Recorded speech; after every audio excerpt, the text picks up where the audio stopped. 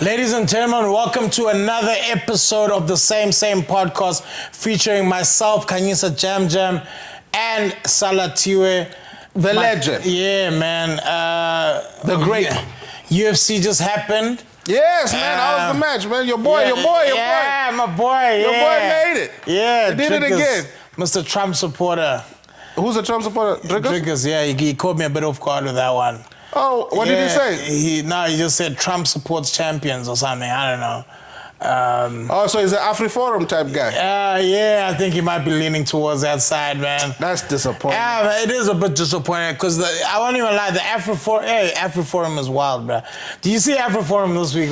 I've seen bits and pieces, man. Like, how about you enlighten me on what's happening that side? So obviously, AfriForum is always pushing this agenda that, you know, Afrikaans people are living in this, like, you know, almost doomsday. They Where? In South Africa. Where? Yeah, I mean, in all over South. I mean, in everywhere. They're just losing and they're just doing. Where? Everywhere, according to them. That's crazy. You know, the people just discriminating against them. People. Where? That is what they say. It's not my words. It's there. And then obviously Trump said, "Yo, there's so much bad things happening in South Africa." He never says exactly what's happening. He just always like. It's just vague, yeah. Vague, like there's things happening. There's bad things happening in South Africa. Bad things happening, and we all know there's bad things happening in South Africa. There's bad things happening there as well. Yeah, what are the things? What are the things? He can't go into specifics. Why? Because he doesn't have facts, and a lot of these people don't work with facts. So AfriForum and another one don't work with facts, and then people came through with facts, and then they were like, "Yo, bro, there's still bad things. Yeah, come take your people. If you guys want to go and be refugees in the US. Oh yeah, I saw that he gave them refugee pass, and then guys like, nah, we'll rather work with the government in South Africa. Like, what do you want, gents? So wait, they complain. They complain that they're not wanted in South Africa. They ask for help. They get the help. They get the help, and then they're like, nah, we actually want to fight for what's ours in South Africa. It's like, then why didn't you just lobby a complaint or something? Exactly. I mean, even the main the main agricultural board of South Africa went and said to Trump, they're like, "Hey man, this guy, you're misinformed. There's these land grabs these guys AfriForum talk about it not happening." Bro, you go into this. So they're crying wolf, basically. You're crying wolf. This last month alone, I've been reading, not reading from my favorite Instagram star. No, you're reading the stuff. I'm reading the stuff. But do you understand that since democracy, there hasn't been a single land seizure with expropriation without compensation? Not a single document. So it's been all talk. It's all, bro, people have made this thing up that when government talks about expropriation without compensation, what we as normal people don't understand, because people fear-mongering and also clickbait and whatever, they don't realize that the government can't actually just come and take your land without paying. Like that would be fucking... Also, it's just a nice catchphrase to throw around. No, what the expropriation bill says...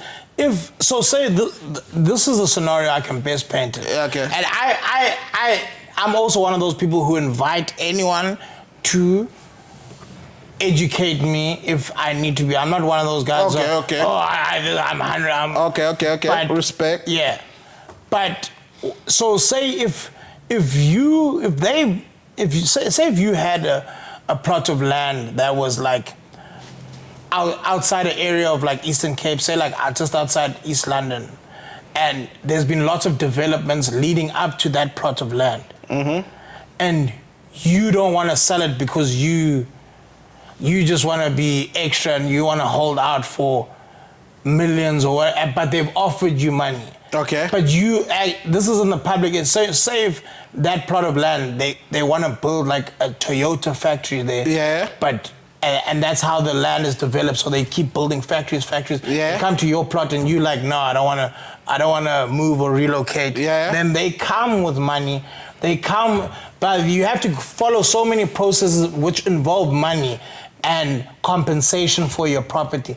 The last resort is if you don't want to listen. Then they say, okay, this is in the public interest. We're going to take you to court. We want to expropriate this land without compensation. Without compensation. Yeah. So now they'll just take it. The compensation is the land of the law. You have to be compensated. You can't just... Yeah. But the expropriation without compensation is only regarding public interest if all other remedies to sort out to have the solution amicably have been exhausted. So all other areas have been. So it's such a last resort. It's crazy. It's like it hasn't happened yet. That's how much of a last resort it is. It actually hasn't happened yet. Is it the same thing that happened with the Gautrain thing? Where?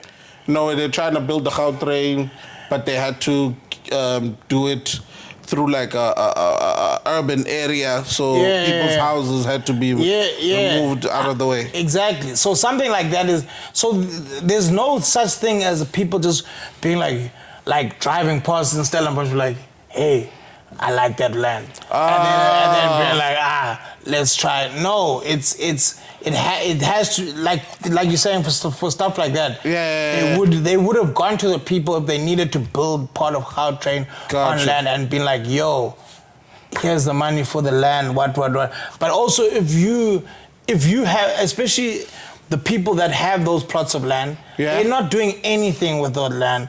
There's nothing going on. It's just there. It's just there. So the government is saying, my guy, we will pay you for this, but we need this. We need this. Yeah, we need to build this. Okay. So that's so these people were like ostrich farms with like acres and acres of land for like just a handful of ostriches. But those people aren't even being approached. Okay, because I just know that like there's a lot of ostrich farms, like guys who own ostrich farms who like got way more land than they need. Yeah, but those people are still the ones they're not being affected by that. No one's going to their farm and being like, your farm is 50,000 hectares, we're going to trim it down to 20. Gotcha. That's why if you go even on my because this weekend I've been going at it about this thing. Yeah.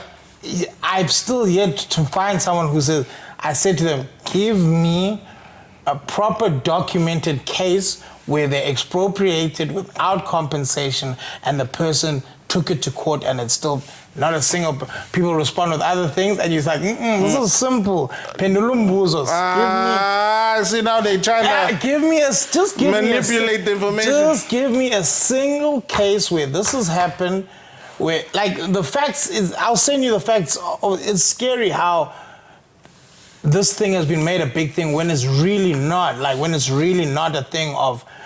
like people come up with these scenarios, we're becoming like Zimbabwe. No, Zimbabwe did their own thing. They went... Yeah, no, they really expropriated. Yeah, but they also had their own situation with the British government and Lancaster agreements. That's a whole... It's so different to what South Africa has that you can't even compare the two. Like, South Africa constitutionally won't allow the country to be... Yeah, because I was wondering all about that, because now I'm like, because our constitution is very, very, very new, very well structured. So I was like, because when I first heard the whole expropriation without compensation, I was like, this doesn't sound like... Yeah, it's... You'd have to change a lot of laws that we already have in place. Especially without a 2/3 majority. You can't change the constitution. If people had to just read and do basic and basic understanding of how... This requires a lot of logic as well. Like, for you to just easily take that, it's very... Come on, you're stupid. Come on, man. So now Trump said, okay, you guys can come over. Yeah, and then people are like, I get AfriForum. I'm behind it, Hold that thought. Josh, are you going? Yeah, probably. Is it? So Josh is taking the offer. Yeah, he's good. He's in refugee status. Josh is our white producer. Well, I just asked him if he's taking Trump's offer. He said, yeah, probably. I mean, it makes sense for Josh because of how his life is set up. You know, America, you know. But, you know, white people, hey, man, you got a way out. I don't know what more you want. Yeah. But the AfriForum people were like, now we don't want to go. But then we're like, but guys, what do you want then? What is the thing? What happens now? You can't complain now. Trump has said, yeah, you got your way out. Now, how are you going to complain now? Because now we're like, okay, you may go. Now, if you choose to stay, and then?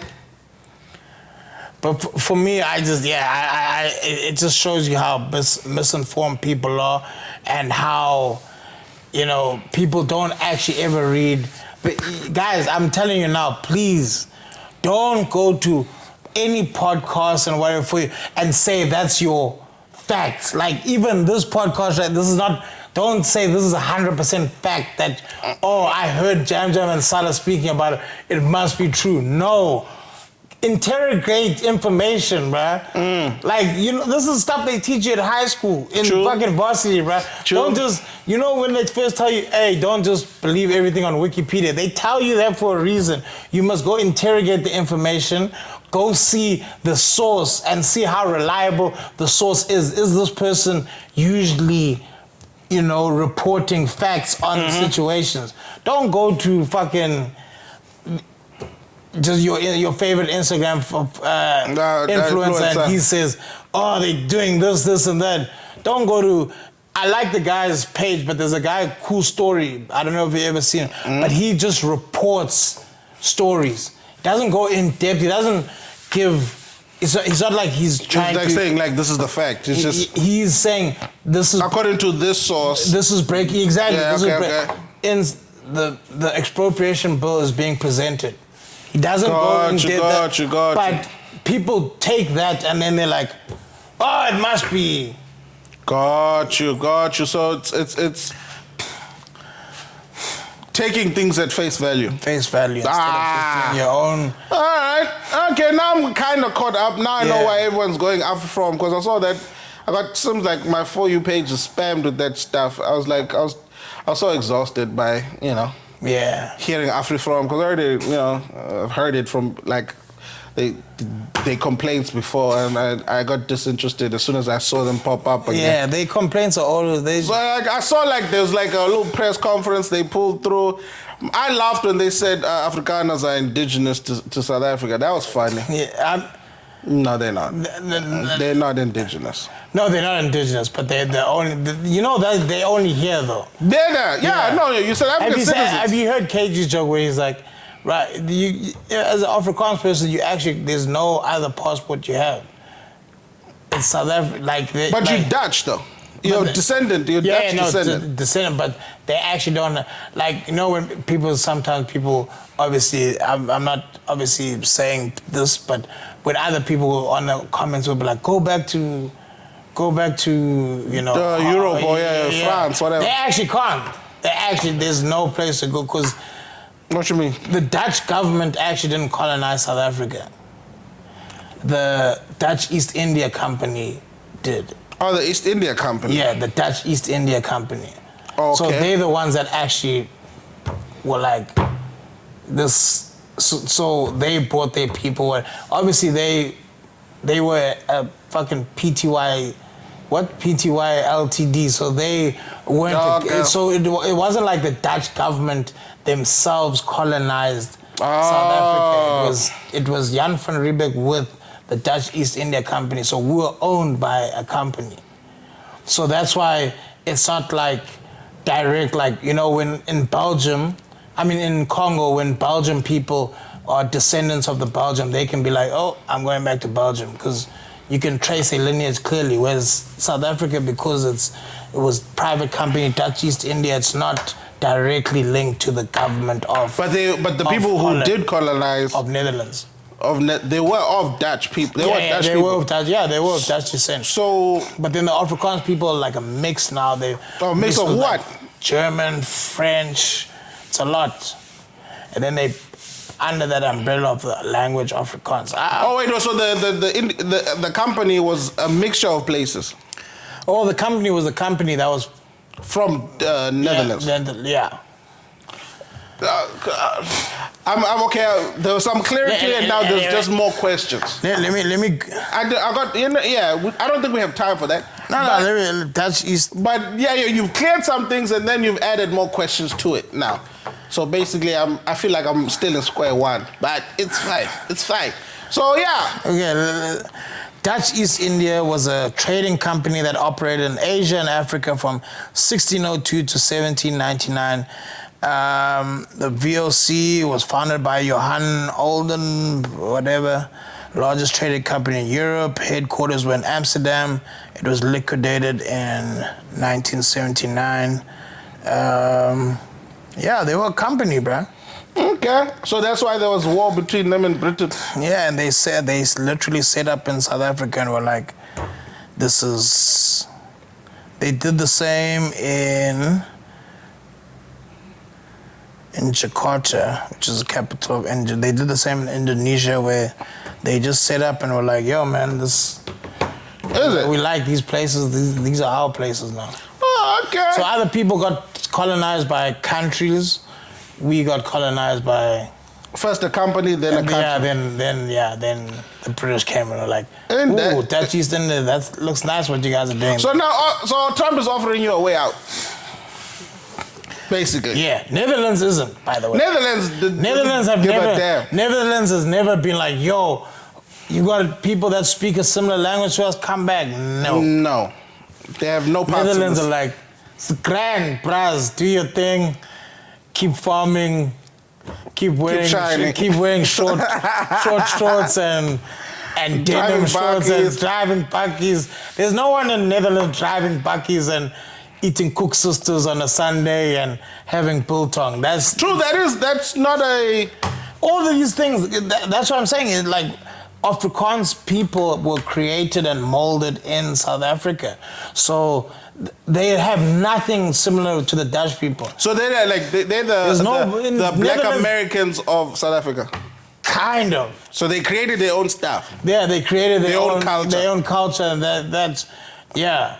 Interesting. And then the biggest beef. That's why if you meet Afrikaans people, the biggest beef they have was with English people, because they actually went proper head to head in like the Boer Wars. And they lost. Anglo-Boer Wars, yeah.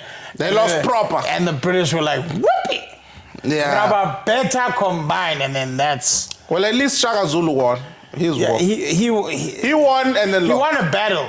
He won and then lost. They didn't win nothing. At that stage, it was the biggest loss the British had ever encountered in battle in a day or something. Yeah. Yeah. Shout out to my Zulu people. Yeah, that's what they, yeah. But they tell it different. Do you know they tell it different that side? What do they They add spice. Yeah. Remix. If you go to England and ask about the Shaka Zulu they lost, they're like, what? Oh, they're like, that didn't happen. They're like, yeah. They tweaked it a little bit. Yeah. But obviously, like, it's... But we know the truth. But it's embarrassing if you come with guns and then you lose to spears. And fucking bayonets, and these guys did spears and what? Clean them out. That's why the king sent Henry, I think Henry the IV. I don't know who it was, but sent a whole bunch of ships. Of course, yeah. He was like, oh hell. Oh, no. Yeah, he was mad. He was mad, man. He's like, we're about to turn up. He's like, you want to do your spears? Oh, yeah. Okay. We'll show you how quick a bullet is. Probably told a lie that it's 1,000 or whatever. He probably lied. It was like, no, it was just a handful. Yeah, but I'm a history buff, so I enjoy that part of it. Like the Anglo-Boer Wars used to go down, bruh. It went proper down, and then the British came in hot, bruh. And then that's when I think it was Union of South Africa was formed. Yeah. Oh, okay. Yeah. So, but a lot of the stuff for me, it's like, man, South Africa needs to stop being so divided, man. Like, honestly. Who's causing the divide? It gets tired. Whoever causes it just gets tiring, bruh.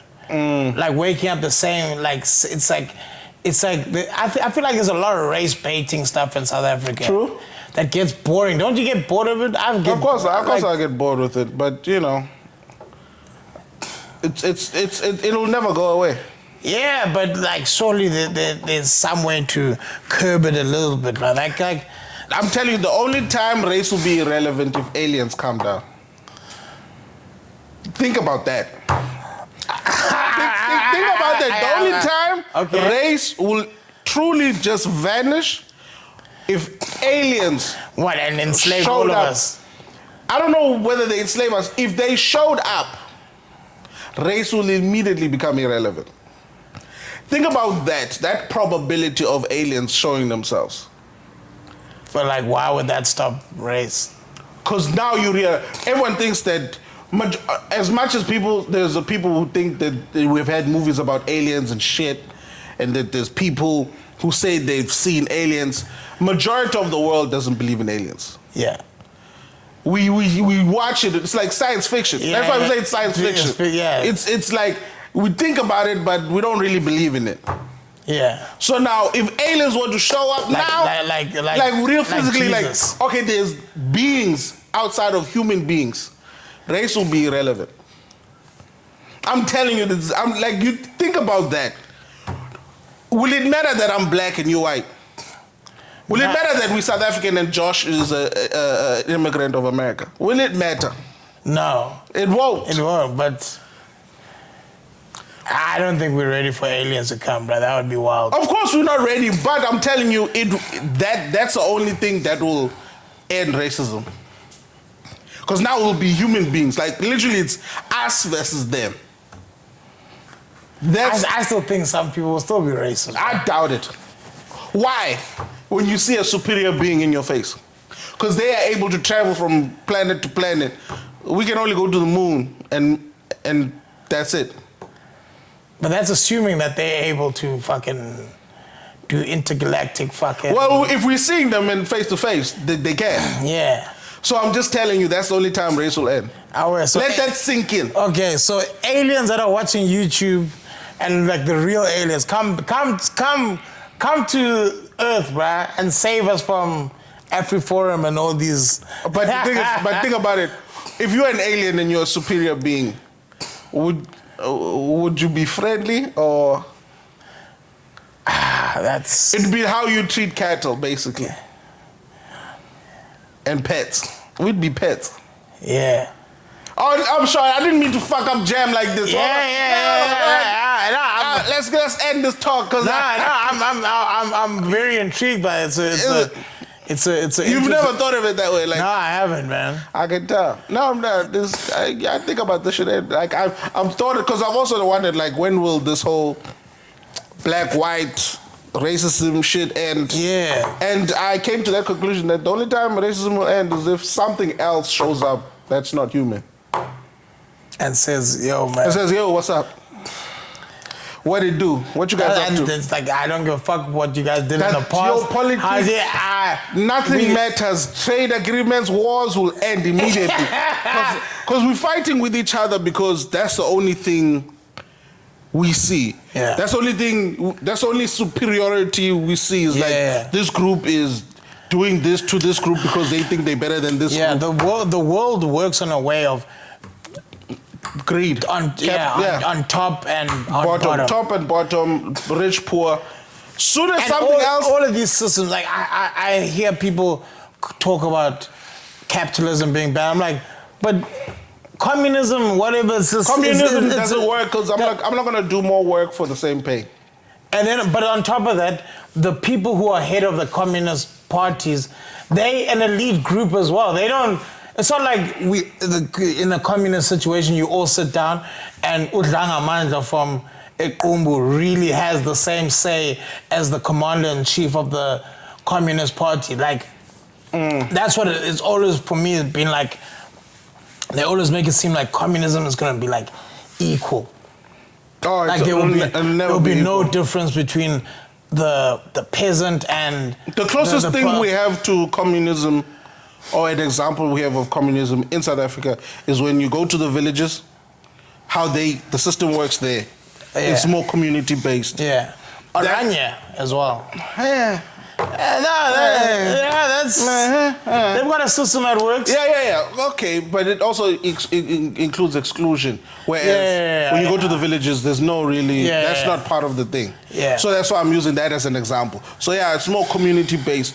And when you go home to back to Ezlalin or to the village, for those of you who don't understand what Lali means. So, it's very community-based. Whereas I see you have a ceremony or umcimbi happening. I come to help. I get a plate of food. I go home. It's very, you help. I don't pay you. There's no really an invite. You just show up, help out, set up tent, slaughter, what, help with the cooking, help with the whatever. You get a plate, you get a food. You fed the whole day from morning till night. Yeah. You go home. You come again the next morning because same thing. We work together. We plow fields together. Like there's a lot of collaboration.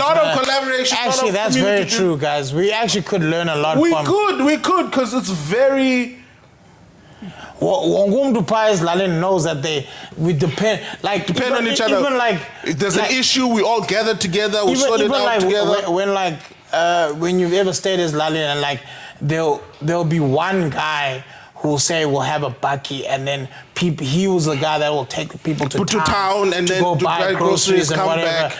Everyone puts petrol together. Exactly. So if that bakkie breaks down, everyone comes help and fix it. Yeah. Things like that. Because they know our groceries come from Langamanda's exactly. Car. So not I'm sure if Langamanda had to sit down and be like, say, my carburetor isn't working, 8,000, I don't have it. Everybody chips in. And then he'll be like, yo, but then for future trips, I'll discount. That's how I'll pay exactly. back. We dip into the stock file, we fix it.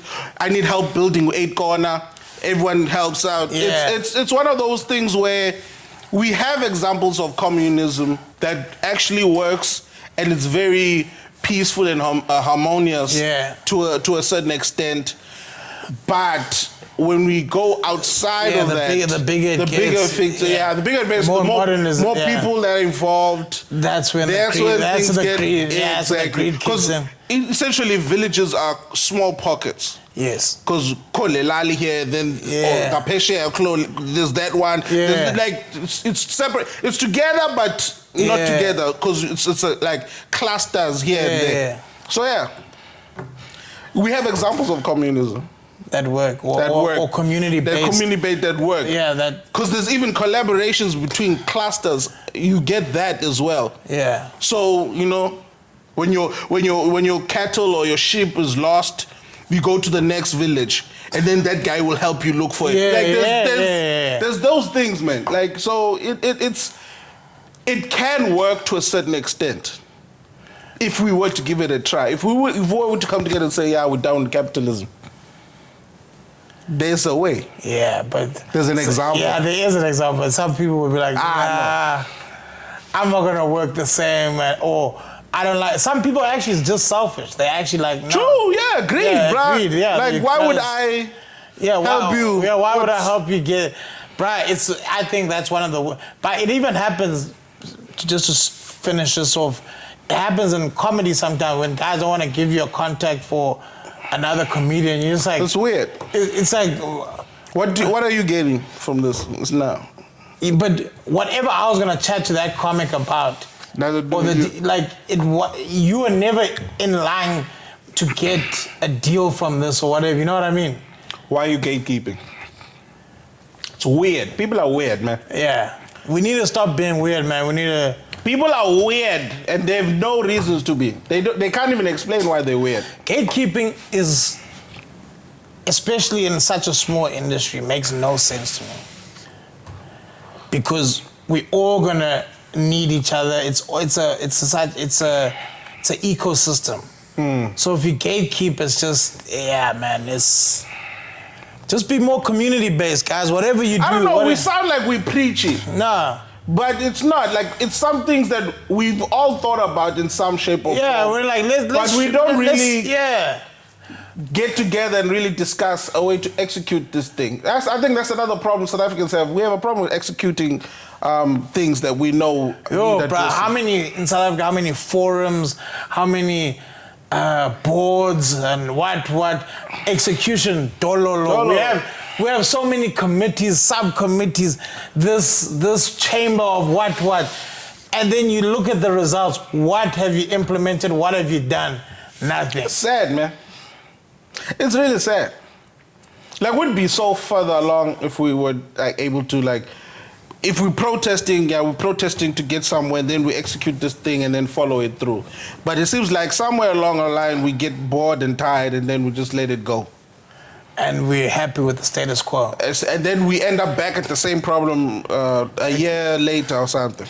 Yeah, and in this country, we're good at plastering, like not fixing the problem, just patching it up. Oh yeah. And then, like you say, like how you said, a couple of years later, it comes back again. They're like, patch it up again. Even though we know this needs a full once-off solution that says, and we know we're done with this problem. We know we're done with this problem. I'm curious. Trump said he's ending the funding of these things and whatever he was funding. Yeah. I'm like, funding what? Found out he was funding the whole helping out with the AIDS. What? But it's only 17% of that fund that they were helping towards. What you mean? Of the funding that program needs. Yeah. So say that program needs a million rand a year. Yeah. They were only doing 17,000 of that. 17%. 17.